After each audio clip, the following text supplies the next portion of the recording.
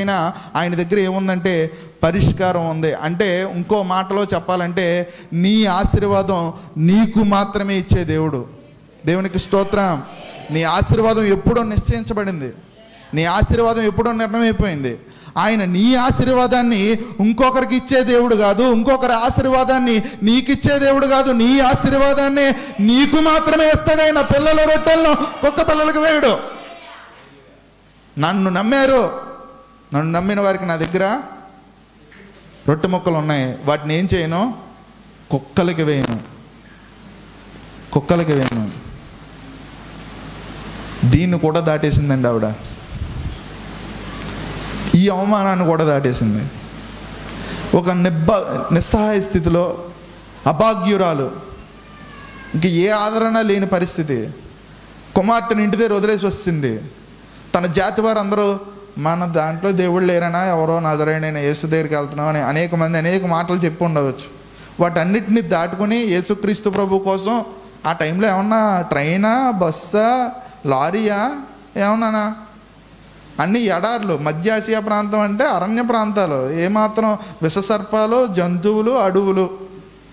వీటన్నిటిని దాటుకొని వచ్చినప్పుడు మౌనాన్ని దాటిన తర్వాత, శిష్యులను కూడా దాటిన తర్వాత, ఆఖరికి ఆయన నువ్వు ఎలిజిబుల్ కాదు నేను చేయడానికి, ఒక అద్భుతాన్ని చేయడానికి నువ్వు ఎలిజిబుల్ కాదు అని చెప్తున్నాడు. I'm able to do something but you are not eligible. I'm able but you are eligible. అంటే నాకు చేసే సత్తా ఉంది, కానీ నీకేం లేదు, అర్హత లేదు. అర్హత లేదు అని చెప్పిన ఇంక వీటన్నిటిని దాటేసిన తర్వాత ఇంకా పతాక స్థాయి ఏంటంటే కుక్క అన్నాడు. కుక్క అన్న తర్వాత ఎవరైనా సరే నేను ఇన్ని ప్రాంతాలు దాటి వచ్చాను, నా కుమార్తెను వదిలేసి వచ్చాను, ఇంతగా బతిమాలుతున్నాను, నేనేం అడుగుతున్నానంటే నాకు సహాయము చెయ్యి అని అడుగుతున్నాను. ప్రభువా నాకు సహాయం చేయి, నన్ను కరుణించు అని వేదనతో కేకలు వేస్తున్నాను. ఆయన వెంబడే వెళ్తున్నాను. నన్ను కుక్క అంటున్నాడు ఏంటి, నన్ను కుక్క అంటున్నాడు ఏంటి అని ఆమె ఏమాత్రం బాధపడలేదు.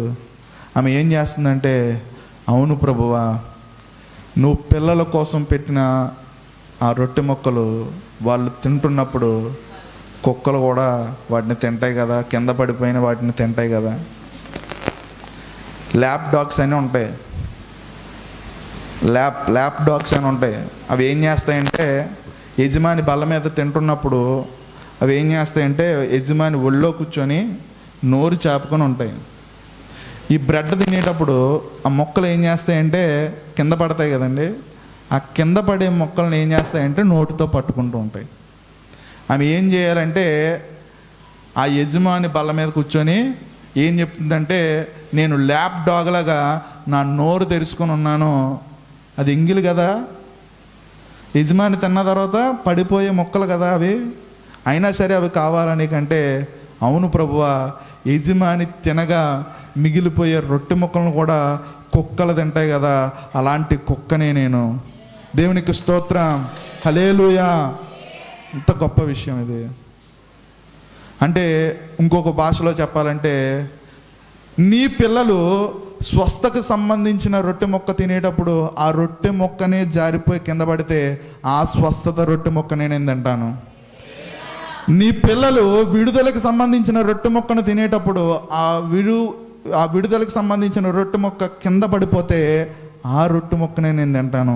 ఆ రొట్టె మొక్క నేను తినడం ద్వారా ఏం జరుగుతుందంటే, నా కూతురికి విడుదల కలుగుతుంది, నా కూతురికి స్వస్థత కలుగుతుంది, నా కూతురికి విముక్తి కలుగుతుంది అని ఆమె ఎంతగానో బాధపడుతూ చెప్తుంది. ఇంకా ఒక్క మాటతో ప్రభు ఏం చేశాడంటే, కేవలం మొత్తం తన ఎంటైర్ జీవితంలో ఇద్దరు విశ్వాసం గురించి ఆయన గొప్పగా ప్రస్తావించాడు. అందులో రెండో ఆవిడ ఈవిడ. దేవునికి స్తోత్రం.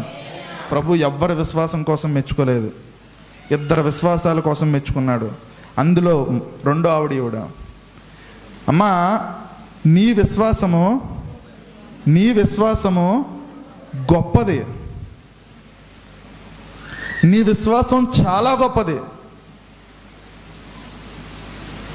ఆయన అనేక మందిని తాకి స్వస్థపరిచాడు, అనేక మందిని చూసి స్వస్థపరిచాడు, అనేక మంది తన వస్త్రపు చెంగుల ద్వారా స్వస్థపరిచాడు, అనేక మంది తన నోటి నుండి వచ్చే వాక్కుల ద్వారా స్వస్థపరిచాడు. కానీ ఫర్ ద ఫస్ట్ టైం నేరుగా కాకుండా ఎక్కడో ఉండి ఆమె కుమార్తెకి ఏం చేశాడంటే విడుదల కలిగించాడు. దేవునికి స్తోత్రం. ఆయన ప్లేస్లోనే లేడు, ప్లేస్లో లేకుండానే ఒక గొప్ప అద్భుతాన్ని చేశాడు. దేవునికి స్తోత్రం. కేవలం యేసుక్రీస్తు ప్రభు ఇద్దరు విశ్వాసాని కోసం కొనియాడాడు. ఆ విశ్వాసాలు ఎవరివంటే ఇద్దరు యూదులు కాదు, అన్యులకి సంబంధించిన విశ్వాసం గురించి ఆయన ఎంతగానో కొనియాడాడు.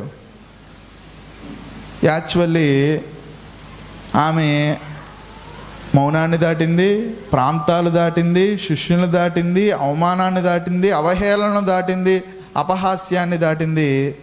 దేవుడు ఏం దాటాడంటే తన పరిధిని దాటి వచ్చేసాడు తన విశ్వాసానికి. దేవునికి స్తోత్రం. ఒకసారి ఇది ఎన్నో అధ్యాయం అండి?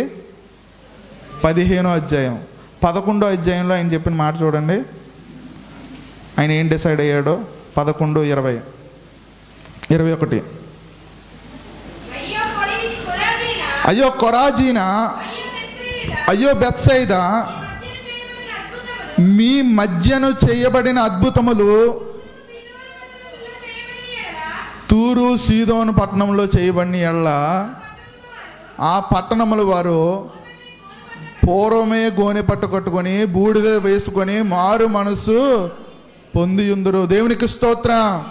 అయ్యో బెత్సైదా, అయ్యో కొరాజీనా, మీ మధ్యన చేస్తున్న అద్భుతాలు, మీ మధ్యన చేస్తున్న మహా వింతలు, మీ మధ్యన చేస్తున్న విస్మయం పొందే వింతలు నేను తూరు సీదోనుల ప్రాంతంలో చేసి ఉంటే వాళ్ళు ఎప్పుడో మారు మనసు పొందెదరు.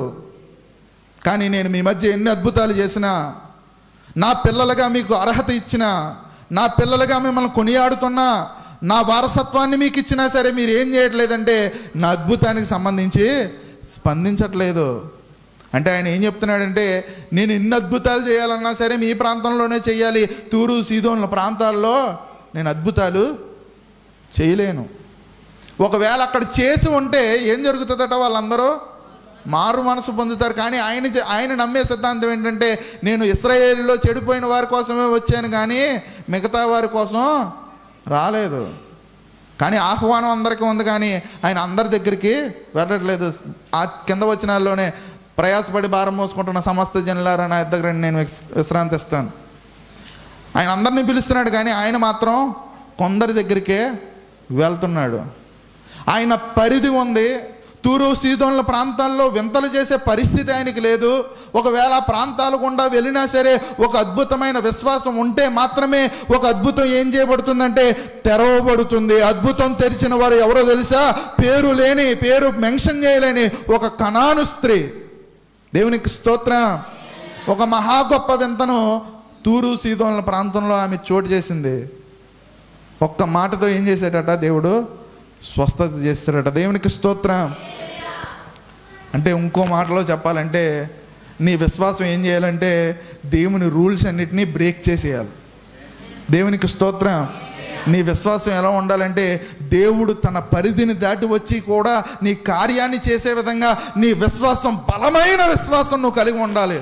నువ్వు ప్రార్థన చేసినప్పుడు, నువ్వు వాక్యం ధ్యానిస్తున్నప్పుడు, నువ్వు ప్రభు కొరకు కనిపెడుతున్నప్పుడు, నువ్వు మందిరానికి వస్తున్నప్పుడు, నువ్వు మందిరంలో అడుగు పెడుతున్నప్పుడు, నువ్వు మందిరంలో కూర్చుంటున్నప్పుడు ప్రతి క్షణం నువ్వు ఏం కలిగి ఉండాలంటే మనస్సు నిండా ఒక గొప్ప విశ్వాసాన్ని కలిగి ఉంటే నువ్వు ఆకాశానికి సంబంధించిన తాళపు చెరువు తెలవగలుగుతావు. దేవునికి స్తోత్రం. నువ్వు ఊహించిన వాటికంటే, అడుగు వాటికంటే గొప్ప విషయాలు దేవుడు నీకు చేయగలుగుతాడు. ఇంకో మాటలో చెప్పాలంటే నా తలంపులు మీ తలంపులు వంటివి కావు, మీ మార్గములు నా మార్గములు వంటివి కావు. భూమి కంటే ఆకాశం ఎంత ఎత్తుగా ఉన్నదో నా తలంపులు మీ తలంపుల కంటే అంత హెచ్చుగా ఉన్నాయి. నా త్రోవలు మీ త్రోవల కంటే అంత గొప్పగా ఉన్నాయి. అలాంటి గొప్ప తలంపులు కలిగిన దేవునికి నువ్వు ఒక అవకాశం ఇవ్వాలంటే ఏం చేయాలో తెలుసా? నీ విశ్వాసాన్ని సంపూర్ణంగా చూపించగలగాలి. దేవునికి స్తోత్రం. ఈరోజు కనాను స్త్రీ చూపించిన విశ్వాసం ఇక్కడ ఉన్నవారు ఎవరైనా చూపించగలిగితే ఖచ్చితంగా మీ జీవితంలో ఒక అద్భుతాన్ని తెరవగలుగుతారు. దేవునికి స్తోత్రం. దేవునికి స్తోత్రం. హల్లెలూయా. కనాను స్త్రీ, అన్యరాలు, ఇలాంటి పరిస్థితులు ఏమీ ఆపలేదు విశ్వాసానికి సంబంధించి. దేవుని దగ్గరికి నువ్వు రావాలంటే ఏది నిన్ను ఆపదు. ఆమె ఏం చేసిందంటే అనేక మంది అన్య దేవతలను ఏం చేసిందంటే రుచి చూసింది. కానీ యేసుక్రీస్తు ప్రభువుని రుచి చూడగానే అవన్నీ ఎలా కనిపించాయంటే చప్పగా కనిపించాయి. యెహోవా దేవుడు ఉత్తముడని మీరు రుచి చూచి తెలుసుకోండి. దేవుణ్ణి రుచి చూడండి. ఒకసారి మీ విశ్వాసంతో రుచి చూడగలిగితే ఆయన మీరు ఏమాత్రం వదలలేరు. ఒక అద్భుతమైన దేవుణ్ణి, ఒక మహా గొప్ప దేవుణ్ణి మనం ఆరాధిస్తున్నాం. కేవలం ఆయన కార్యాలు ఎప్పుడు విడుదలవుతాయంటే మనం గొప్ప విశ్వాసం చూపించగలిగితే మన కార్యాలు మనం విడుదల చేసుకోగలుగుతాం. దేవుడు మిమ్మల్ని అందరినీ దీవించి ఆశీర్వదించునుగాక. ఆమేన్.